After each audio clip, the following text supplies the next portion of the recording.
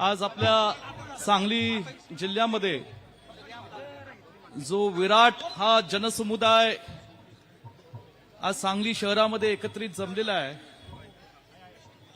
या जनसमुदायाला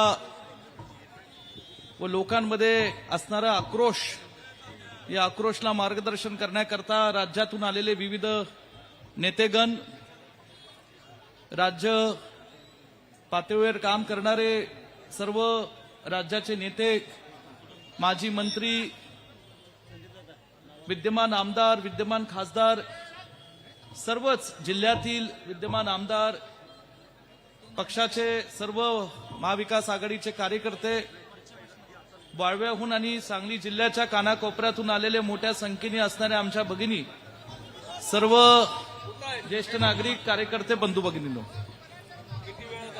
आज केवळ वाळवा तालुक्यातलेच नव्हे तर सांगली जिल्ह्यातले व महाराष्ट्राच्या कानाकोपऱ्यातले हजारोने आणि लाखोने लोक आज सांगली शहरामध्ये इथे आपण सर्वजण मोठ्या संख्येने जमलेलो आहोत. सांगली जिल्ह्याचा एक इतिहास आहे आणि या इतिहासामध्ये एक राजकारणाची एक परंपरा आहे, एक राजकारणाची संस्कृती आहे आणि त्या राजकीय संस्कृतीची आणि परंपरेची सुरुवात ही जशा महाराष्ट्राच्या राजकारणापासून केली जाते तशा सांगली जिल्ह्यातील स्वर्गीय यशवंतराव चव्हाण साहेब, स्वर्गीय वसंतदादा, स्वर्गीय लोकनेते राजाराम बापू, स्वर्गीय शिवाजीराव देशमुख साहेब, स्वर्गीय वि.स. पागे, स्वर्गीय बॅरिस्टर पी.जी. पाटील, स्वर्गीय गुलाबराव पाटील साहेब असतील, स्वर्गीय पतंगरावजी कदम साहेब असतील, स्वर्गीय आर.आर. पाटील साहेब असतील, असे अनेक दिग्गज लोक, आदरणीय अण्णासाहेब डांगे असतील, स्वर्गीय शिवाजीराव शेंडगे बापू असतील, आदरणीय व्यंकप्पा पत्कीजी असतील, या सगळ्या लोकांनी या सांगली जिल्ह्याच्या मातीतून एका विचाराने राजकारण करीत या महाराष्ट्राच्या विकासामध्ये प्रचंड मोठं योगदान देण्याचं काम केलं. यातली अनेक मंडळी यांनी स्वातंत्र्य लढ्यापासून ते स्वातंत्र्य नंतर आपला महाराष्ट्र आणि देश घडवण्यामध्ये सुद्धा अत्यंत महत्वाचं असं योगदान दिलं. ही सगळी मंडळी आणि त्यातली काही मंडळी जरी एका वेगळ्या विचाराने सांगलीच्या मातीतून महाराष्ट्रात काम करत होती तरी त्याच्यामध्ये एक साम्यता होती की ह्यांच्यामध्ये राजकीय संस्कृती होती आणि ते राजकीय संस्कार असे होते की काही असो, विचारांचा कितीही मतभेद असला तरी तो मतभेद कधी व्यक्तिगत स्तरावर येऊन द्यायचा नाही. एकमेकांनी राजकीय जीवनात असेल, एकमेकांनी व्यक्तिगत जीवनात असेल, या सगळ्या नामूल्य केलेल्या दिग्गज मंडळींनी या सांगली जिल्ह्याच्या आणि महाराष्ट्राच्या राजकारणामध्ये नेहमीच एकमेकांचा आदर, सन्मान राखला. तर कधी कोण कुणाच्या कुटुंबावर सुद्धा चुकून सुद्धा कधी बोललं नाही. परंतु नजीकच्या काळामध्ये दुर्दैवाने या महाराष्ट्राच्या आणि सांगली जिल्ह्याच्या परंपरेला, राजकीय संस्कृतीला कुठेतरी आता खिंड पडलेली आहे. काही नेते मंडळी जाणीवपूर्वक कुठेतरी त्यांचं मीडियामध्ये टीआरपी वाढावा, त्यांच्या पक्षाच्या नेतृत्वासमोर किंवा कुठेतरी त्यांना असं वाटतं लवकर आपल्याला काहीतरी प्रसिद्धी मिळावी, एक नेतृत्वामध्ये महत्व वाढावं म्हणून काहीतरी आज कुणाच्या तरी नेत्याच्या कुटुंबावर या ठिकाणी बोलण्याचं पाप करतायत. स्वर्गीय राजाराम बापूंनी जे महाराष्ट्राच्या आणि सांगली जिल्ह्याच्या जडणघडणीमध्ये जे योगदान दिलं, हे आपल्या महाराष्ट्राच्या इतिहासामध्ये सुवर्ण अक्षरामध्ये त्याचा उल्लेख केला गेलाय. हे कुणी नाकारू शकत नाही, कोण आऱ्यागेऱ्यात या ठिकाणी ते पुसू शकत नाही. आणि म्हणून आज जो काय या ठिकाणी आक्रोश आपल्या सर्वांना पाहायला मिळतोय, गेल्या अनेक महिन्यांपासून सगळेच लोक हे काही गोष्टी सहन करत आलेले.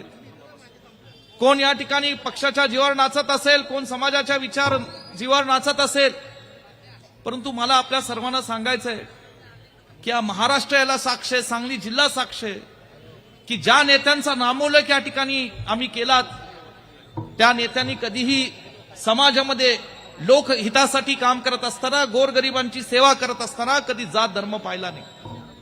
येईल त्या प्रत्येक जातीचा धर्माचा माणूस छत्रपती शिवरायांच्या विचाराने, फुले शाहू आंबेडकरांच्या विचाराने, अहिल्याबाई देवी होळकरांच्या विचाराने येईल त्या माणसाला मदत करणं, ही ज्या काय आपल्याला संस्कारामध्ये जी शिकवण होते त्या शिकवणीचं प्रत्यक्षपणे पालन करत या सगळ्या दिग्गजांनी सांगली जिल्ह्याचं आणि महाराष्ट्राचं राजकारण केलं. आज आम्हा सर्वांना अभिमान आहे की आम्ही सुद्धा छत्रपती शिवराय आणि फुले शाहू आंबेडकरांच्या विचारांबरोबर या सांगलीतनं आणि महाराष्ट्रात काम करत असताना सर्व जाती धर्मातील आमच्या बांधवांना सोबत ठेवून त्यांना ताकद, त्यांना त्यांचे प्रश्न सोडवून या सांगली जिल्ह्यात आणि महाराष्ट्रात काम करतो. याचा मनापासून आम्हा सर्वांना अभिमान, गर्व आहे. आणि म्हणून माझ्या आपल्या सर्वांना विनंती आहे, विशेषतः या ठिकाणी माझ्या सर्व जाती धर्मातील बांधवांना विनंती आहे की कोणतरी या ठिकाणी आपल्याला चिटवून जर स्वतःची राजकीय पोळी भाजवत असेल तर त्याला बळी पडू नका.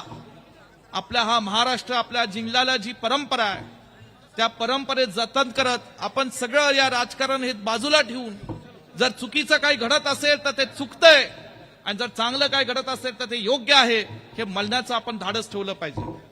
कुठल्याही कुणाच्या कुटुंबावर बोलण्याचा अधिकार हा कुणालाही नाही. आणि म्हणून स्वर्गीय राजाराम बापूंनी या महाराष्ट्रासाठी केलेलं योगदान हे आपल्या सर्वांसाठी किती महत्वाचं आहे ह्याची जाणीव ठेवून या ठिकाणी आपण तुम्ही सगळे मोठ्या संख्येने या निषेध मोर्चात सहभागी झालात त्याबद्दल या ठिकाणी आपल्या सर्व कार्यकर्त्यांचा मी आभार मानतो. राज्यातनं अनेक नेते मंडळी या ठिकाणी उपस्थित आहेत. माझी प्रसार माध्यमांना या ठिकाणी नम्रपणे विनंती आहे, मी पदयात्रेमध्ये होतो, स्टेजवर आहे आणि मला माझी सोनीरा सहकारी साखर कारखान्याची जनरल बॉडीची सभा आहे, त्याचं 15 दिवसापूर्वी या ठिकाणी नोटीस निघाले नाही ते परत विश्वजित कदम स्टेजमधनं निघून गेले. मूळ मुद्दा राहायचा बाजूला आणि हीच बातमी. तर ही बातमी करू नका. मूळचा मुद्दा जो आहे, ज्या मुद्द्यासाठी ही सगळे लोक आज कुणी आपल्या घर दार सोडून या ठिकाणी आलेले आहेत, त्यासाठी महाराष्ट्राचे अनेक दिग्गज नेते ज्यांनी 30-40 वर्ष महाराष्ट्रात काम केलं असे अनेक नेते मंडळी या व्यासपीठावर बसलेले आहेत. ह्या सगळ्यांचं मनोगत आणि भावना आपण निश्चितपणे येणाऱ्या वेळात ऐकाल. आपण सगळ्यांनी मला फक्त जाण्याची परवानगी द्यावी, कारण माझी सहकारी संस्थेची जनरल बॉडी असल्यामुळे तिथं उशिरा जाणं योग्य नाही. म्हणून मी दिग्गज सगळ्या महाराष्ट्रातनं आलेल्या आमच्या सगळे आदरणीय शशिकांत शिंदे साहेब, आज राष्ट्रवादीचे प्रांताध्यक्ष, त्यांची मनापासून दिलगिरी व्यक्त करतो. आव्हाड साहेब आहेत, लंके साहेब आहेत, खोले साहेब आहेत. तुम्ही आमच्या जिल्ह्यात आला असताना आम्ही तुमचं सगळं खरं हे करायला पाहिजे, परंतु मी आपल्या सगळ्यांची मनापासून दिलगिरी व्यक्त करतो आणि रजा घेतो. जय हिंद, जय महाराष्ट्र. धन्यवाद. यानंतर शिवसेना ठाकरे पक्षाचे सोलापूरचे युवा नेते आणि संघटक रणजितजी बागल. अगदी थोडक्यात, वक्त्यांची संख्या जास्त आहे, लक्षात ठेवा. वक्त्यांना विनंती आहे, अगदी थोडक्यात रणजितजी बागल.